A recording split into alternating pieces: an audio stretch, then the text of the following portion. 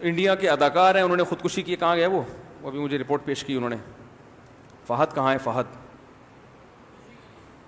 کس نے خودکشی کی ہے؟ انڈیا کے کوئی ایکٹر ہیں، جوان آدمی ہیں، بس نام لینے کی ضرورت نہیں، جو بھی تھے بہرحال، تو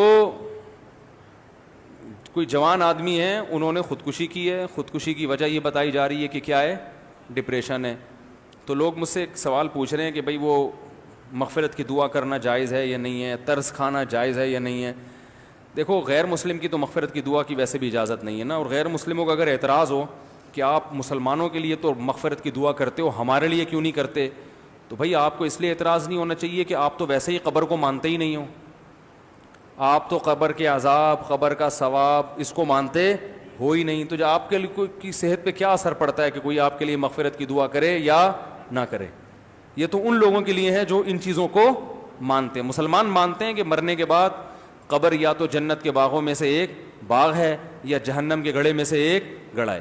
جس کو قبر نہیں بھی ملتی تو قبر سے مراد یہ جسمانی قبر نہیں ہے، یہ جو مٹی کی ہوتی ہے. قبر سے مراد یہ ہوتا ہے کہ مرنے کے بعد انسان جس برزخ کی حالت میں ہوتا ہے وہی اس کی قبر ہے، چاہے اس کی لاش کو جلا دیا جائے، چاہے اس کے ذرے کو بکھیر دیا جائے. اس کی مثال ہے قرآن مجید میں اللہ تعالیٰ کا ارشاد ہے کہ ہم نے جب فرعون کو غرق کیا ہے، تباہ کیا ہے.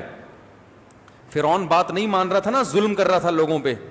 جب فرعون کو اللہ نے تباہ کیا تو اللہ فرماتے ہیں کہ النار یعرضون علیہا غدوا وعشیا، فرعون کو روزانہ صبح اور شام آگ میں جلایا جاتا ہے، روزانہ.